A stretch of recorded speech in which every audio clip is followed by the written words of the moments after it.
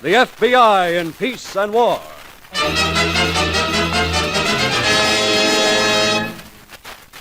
The FBI in Peace and War. Brought to you by Chesterfield, the only cigarette to give smokers premium quality in both regular and king size. Buy 'em either way you like 'em. Premium quality and much milder Chesterfield. And Dentyne, the gum with breathtaking flavor. And Beeman's Pepsin. Tastes so good and aids digestion, too.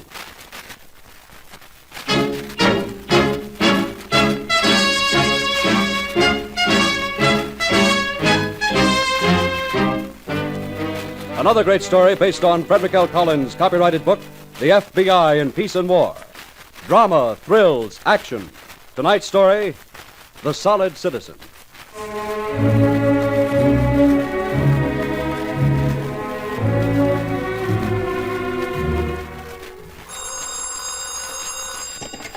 Shepard speaking. Mr. Shepard, I have a call for you. Mr. Wyatt of the United States Attorney's Office. Oh, thanks. Put him on. Yes, sir.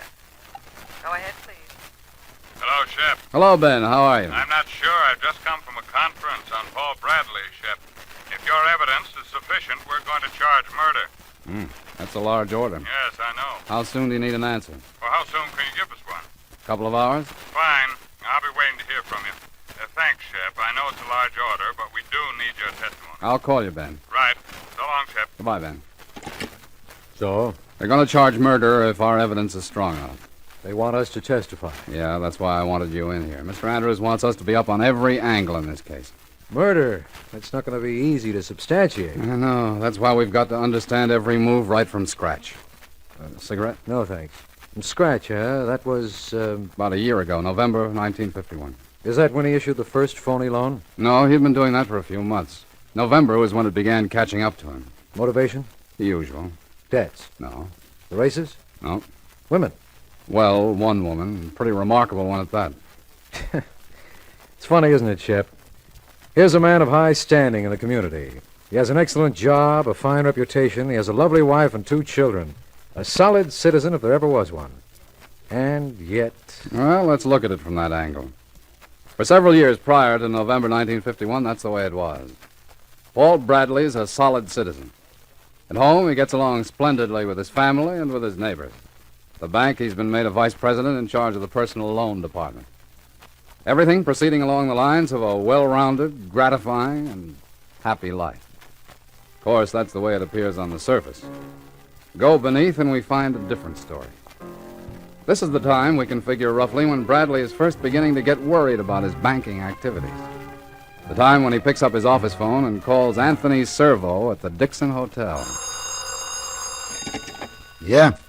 Hello, Tony. This is Paul Bradley speaking. Yeah, Mr. Bradley. What can I do for you? I want to talk to you, Tony. It's important. Well, look, I was kind of planning on the races this afternoon. Never mind the races. This is important. You stay there in the hotel. I'm coming right over.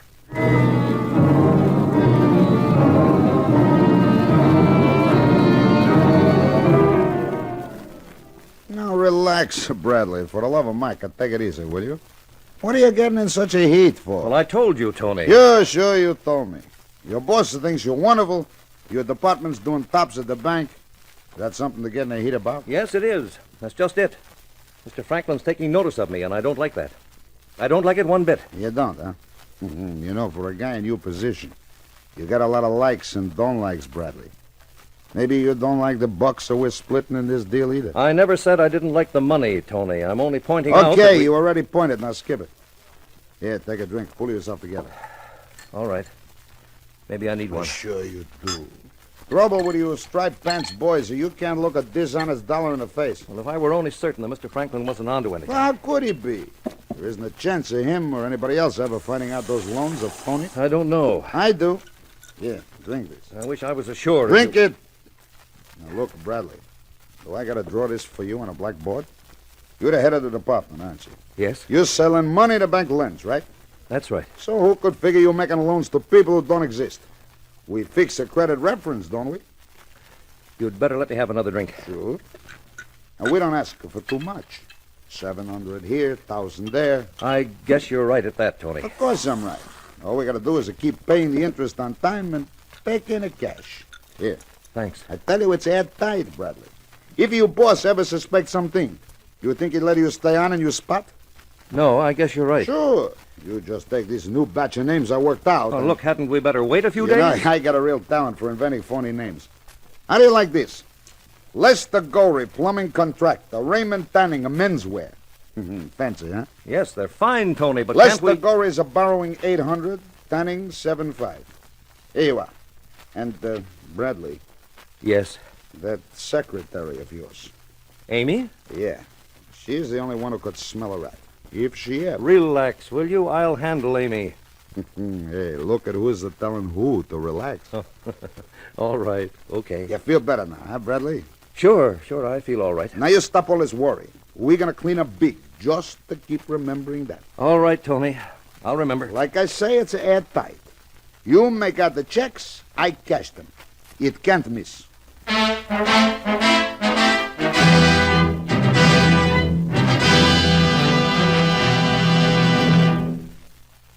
Nose, throat, and accessory organs not adversely affected by smoking Chesterfields. First such report published about any cigarette. A responsible consulting organization reports a study by a competent medical specialist and staff on the effects of smoking Chesterfields. For 6 months, a group of men and women smoked only Chesterfield, 10 to 40 a day, their normal amount. 45% of the group have smoked Chesterfields from 1 to 30 years, for an average of 10 years each. At the beginning and end of the 6 months, each smoker was given a thorough examination, including x-rays and covering the sinuses, nose, ears, and throat. After these examinations, the medical specialist stated, It is my opinion that the ears, nose, throat, and accessory organs of all participating subjects examined by me were not adversely affected in the 6 months period by smoking the cigarettes provided. remember this report and buy Chesterfields, regular or king size. Premium quality Chesterfield, much milder.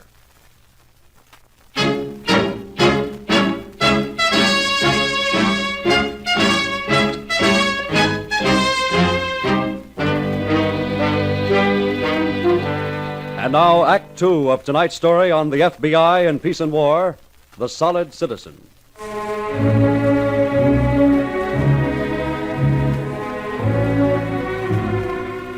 And Tony Servo tells Bradley to stop worrying. The scheme can't miss. And it doesn't. The loans go through without a hitch. Bradley splitting the returns with Tony. 3 months have gone by, and he's made himself a tidy sum in addition to his salary at the office. And everything is proceeding smoothly there, just as Tony said. Hello, Mr. Bradley. Well, you still working, Amy?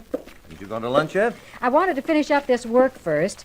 I've got these repayment books ready when you want to see them, and Miss Stevens is in your office. Oh?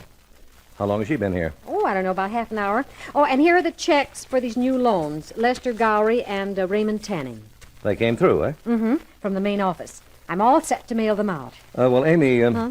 I don't want to mail these checks out just yet. I want to look these over first. Oh, of course. I'm terribly sorry, Mr. Bradley. I should have asked you first. No, that's all right. I just want to attend to them myself. You certainly give personal service, Mr. Bradley. Well, I aim to. After all, that's the way to build goodwill in this business. Oh, and no calls until I'm through with Miss Stevens, Amy. Hello, Joan. My, how serious we are this morning. It's afternoon, and I thought I told you. Never to come here to the office. Oh, darling, I miss you too much. Uh-huh. Don't be cross with me, Paul. Just kiss me and tell me that you're crazy about me, and I shall leave without a murmur. Oh, Joan. Kiss me? Darling, I... Never to come to your office, never call you at home. It isn't fair. I know. Just isn't fair. Besides, I wanted to show you my new outfit. Do you like it, Paul? It's lovely. Isn't it? Oh, darling, I'm so glad that you like it. Now, if you'll just write out a check... Oh, Joan. Well, they don't give clothes like this away for nothing, Paul. But it's the third outfit you bought this week. Now, Joan, please. Well, really, Paul, I do want to look nice. After all, your wife has all the Leave clothes... Helen out of this. Well, I only... I said leave her out. Very well, Paul. I'm sorry. Are you? I wonder. A check for how much? Maybe you'd rather leave me out. Now, Joan, Well, if you would, all you have to do is to say so. don't talk that way. You know how I feel. Do I? You know only too well. $500. Will that be all right? Just right, darling. All right. There you are. Oh, thank you, Paul. You are sweet. I'll be seeing you tonight. Yes, of course. We'll make it an evening. And you'd better go now, Joan. Oh? I have a lot of work to do. Oh, of course, darling. How thoughtless of me. And that's one thing I never want to interfere with, Paul. Your work.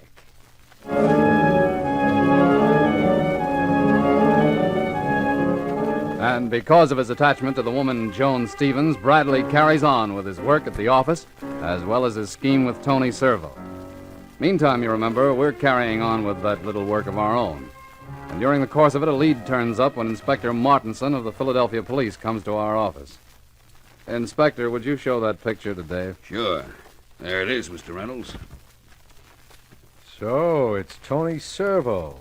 Last time I saw his picture, he was in Leavenworth. Well, I'm sorry to say he's one of our citizens now. What does he call himself these days, Inspector? He's back to Tony Servo, but he's gone through at least a dozen other handles in between. And the strange part of it is that he's right out in the open now all of a sudden. A couple of days ago, he opened an account in a local bank for $15,000. $15,000. Servo having that kind of money all of a sudden is very interesting. And putting it into a bank account's even more interesting. Has he given himself a title, Inspector? Well, the money is banked under the name of Anthony Servo, president of something called the S&B Operating Company. S&B Operating Company, huh? Well, you can bet that's a build-up for something soft, and we better find out what it is. Dave, we're heading for Philadelphia first thing in the morning. Right, Shep. Inspector, we can count on you for a couple of extra men, can't we? By all means, Mr. Shepard. The department's at your disposal. Good. We can let Servo have plenty of line at first. But we're going to find out where that bank account came from, Dave, and just who the S&B Operating Company is operating on.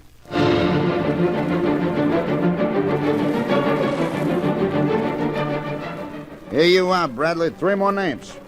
Robert Hagan, accountant. Philip Newbold, the pharmacist. Ella Benedict, researcher consultant.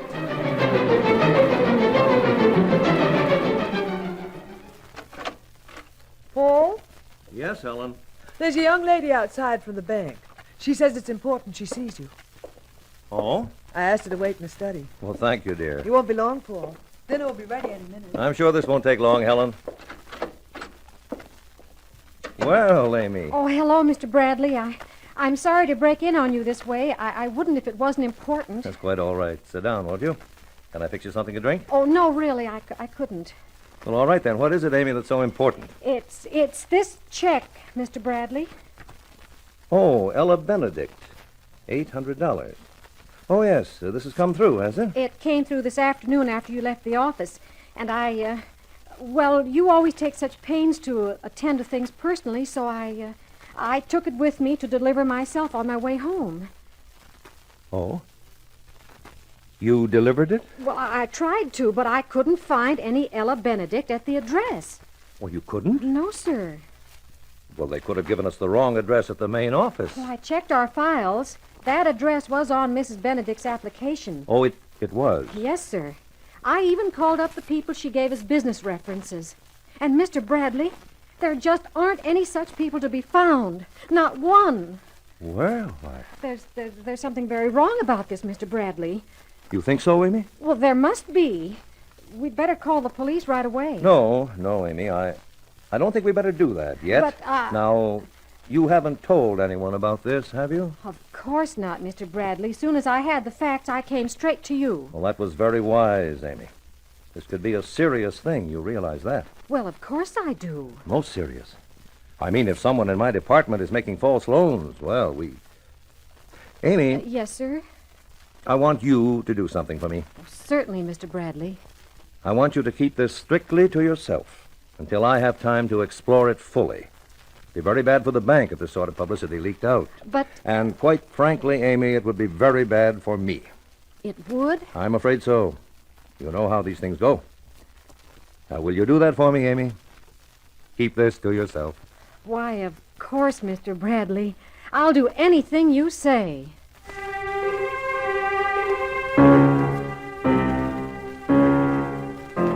And on the evening of January 24th, 1952, Paul Bradley's little scheme starts to disintegrate.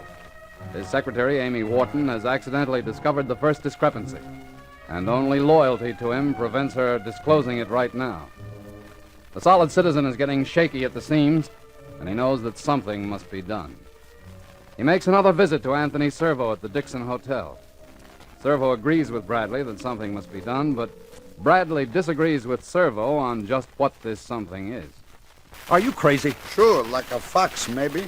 Can't you get it through your head? Amy knows that last loan was a phony. All the more reason not to wait for the next one. Drink? No, and you've had enough to drink. It's perfect, Bradley. I got $15,000 in the bank. With a credit rating like that, the loan will go through easy. Now, Tony, we... 10,000 cash. 5 for each of us. Make a nice last haul, brother. What about Amy? You bought time for us, didn't you? She won't do a thing until you said a word. Said so yourself. I'm not going to do it, Tony. That's final. I don't like any part of it. There you go again with those don't likes. I told you, for a guy in your position, you got too many of them. You got to look at it practical, Bradley.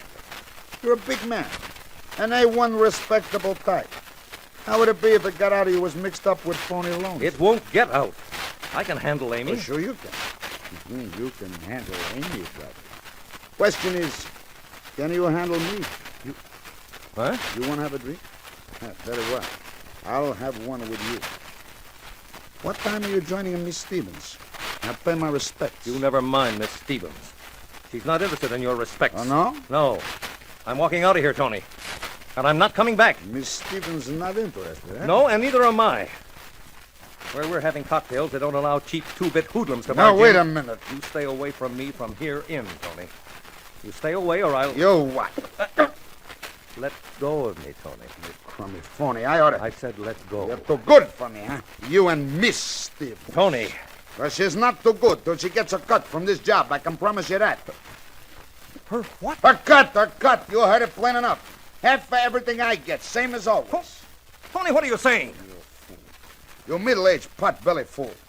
Who do you think put the squeeze on you for presents before you pull the first phony loan? Who kept after you? You're lying, Tony. Yeah? Ask her where she goes when you go home to your ever-loving wife. You're lying. Two-bit hoodlum, huh? Anytime that's better than a high-priced sucker. Tony, she isn't in on this. You're only saying that. Listen, Bradley, and get this straight. Johnny's in on it, and so am I, and so are you. We're pulling this last loan, and you're swinging it for us. You haven't any choice in this deal.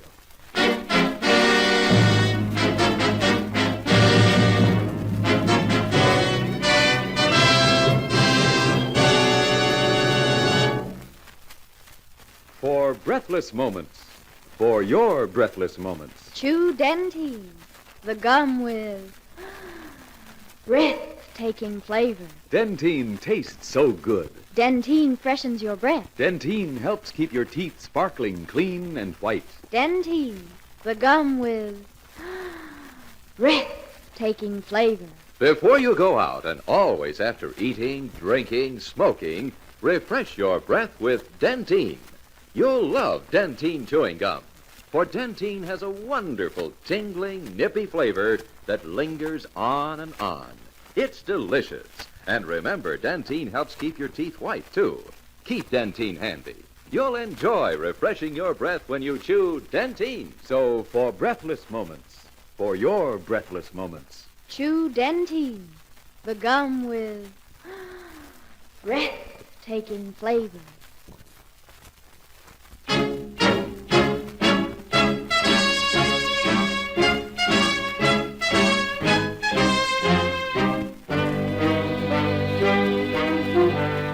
And now, Act 3 of tonight's story on the FBI in Peace and War, The Solid Citizen.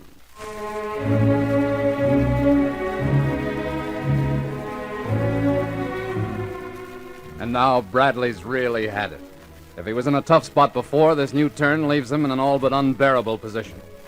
Disclosure threatens from one side, Tony Servo from the other. And our solid citizen is right in the middle. What'll he do? Well, as time runs by and the pressure tightens, Shepard. Shep, this is Marty Enright in the lab. Oh, yes, Marty. Find anything? We just blew up the pictures on those fingerprints, Shep. They're identical. They are. Huh? Well, that's fine, Marty. That's a big help. Anything more I can do? Not at the moment. I'll let you know. Thanks, Marty. Thanks a lot. Anytime, Shep. That's what we're here for. The prints match? Yep, we can definitely establish Servo was in her apartment last evening. And Servo's been lying. I don't think so.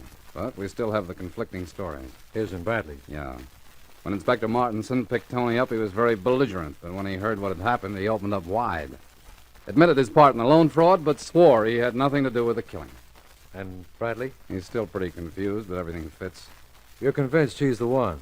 Well, look at the facts. He had the provocation, he had the access.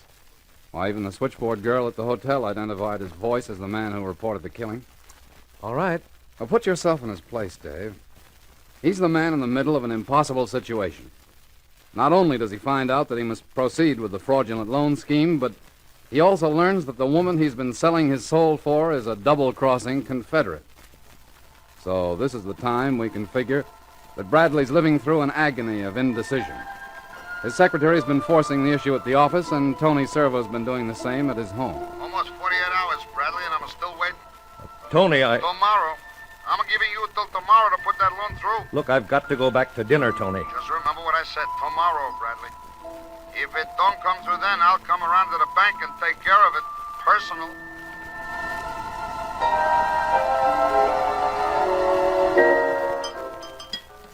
And I told the Carters, I said, well, if Paul isn't off on one of those business trips of his, we'd love to come for the weekend. And Maud said... Helen, for the love of heaven, stop babbling, will you? But, Paul... I'm sorry, dear.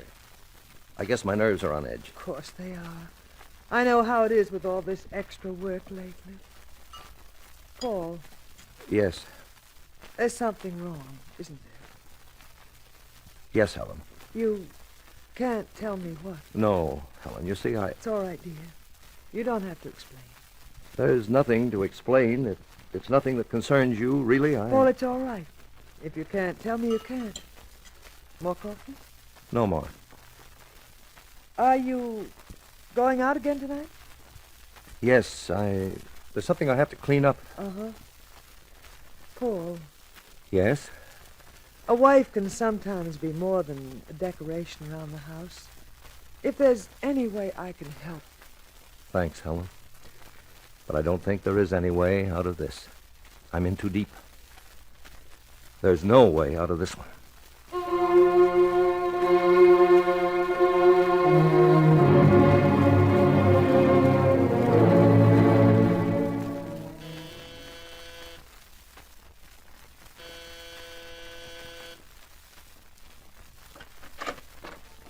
What? Paul!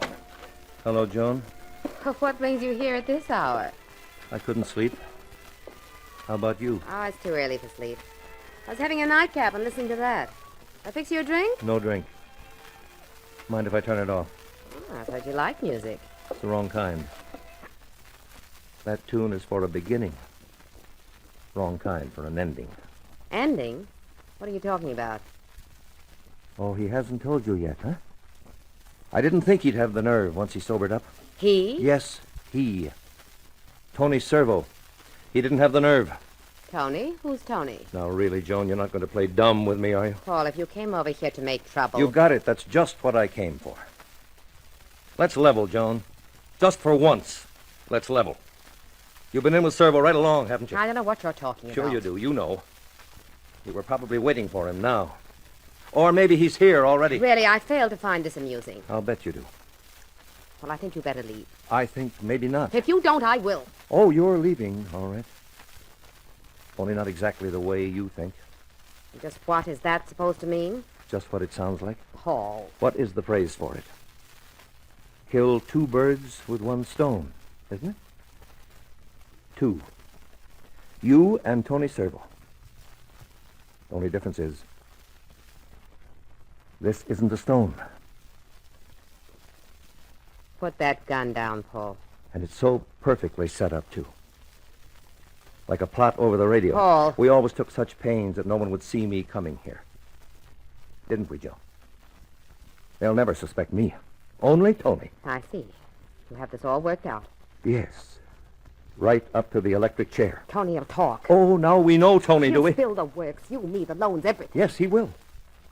But I don't think they'll listen. An ex-convict's word against the eminent Paul Bradley's? No, I really don't think so. Put that gun down, Paul. I was crazy, wasn't I? Right out of my head. I had everything in life that a man could want. Money, good position, a fine family. And I gave that all up. I shoved it right down the drain for a cheap little two-timer like you. You never thought I was cheap before. I do now. Oh, no, you don't. I'm still the same as I was, and so are you. No, you're wrong, Joan. I'm different. I'm so different you'd never know me. Oh, I know you. If I went up close to you now, if I did, it would be just like it always was. And if I asked you to kiss me... Don't try it, Joan. If I asked you to, you wouldn't hold back. You couldn't. Don't try. Different. You'll never be different. Stay where you are, Joan. I mean it. It's still the same, darling. Why fight? Don't do it. Why? Oh, kiss me, Paul. Kiss me, and then tell me. Paul! I said you were leaving, Joan. I told you.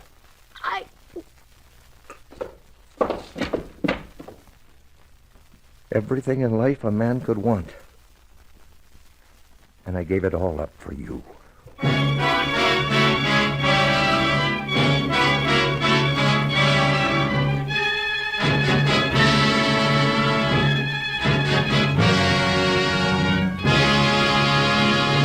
On the basis of evidence supplied by your Federal Bureau of Investigation, Paul Bradley was indicted for the murder of Joan Stevens. Soon after, during his trial and at the repeated urgings of his wife, he made a complete statement of his guilt. He was sentenced to a term of life imprisonment. Anthony Servo, though cleared of complicity in the murder act, was found guilty for his part in the loan fraud and was sent to prison for 8 years. Thus, the files were closed on an ex-convict, his lovely Confederate, and the solid citizen.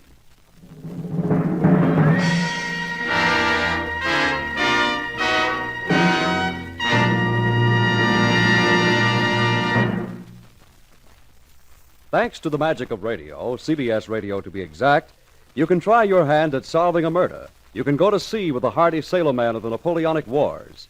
And you can also shoot it out with frontier desperados in the days of the Old West. All on one safe and exciting evening.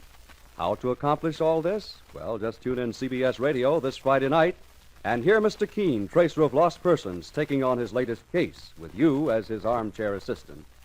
And keep tuned for Michael Redgrave in the role of Horatio Hornblower, taking you back to the days when life was cheap and romance very dear.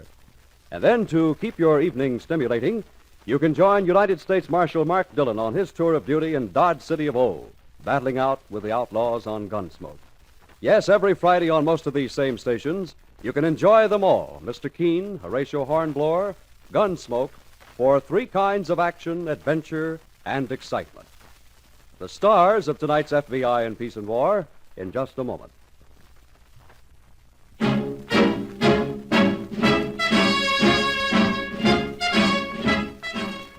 In tonight's story, Walter Grisey played the part of Paul Bradley. Harold Huber was Anthony Servo. The radio dramatizations for the FBI in Peace and War are written by Louis Pelletier and Jack Fink.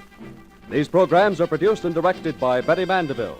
All names and characters used on this program are fictitious.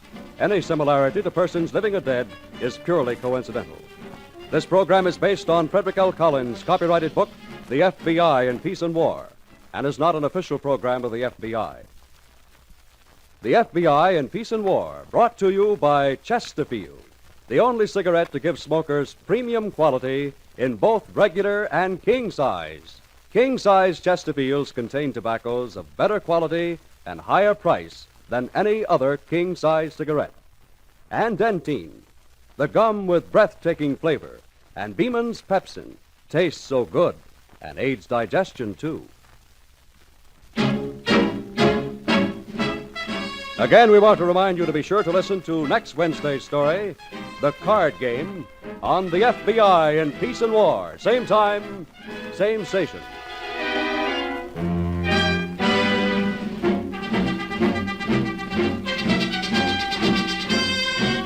This is the CBS Radio Network.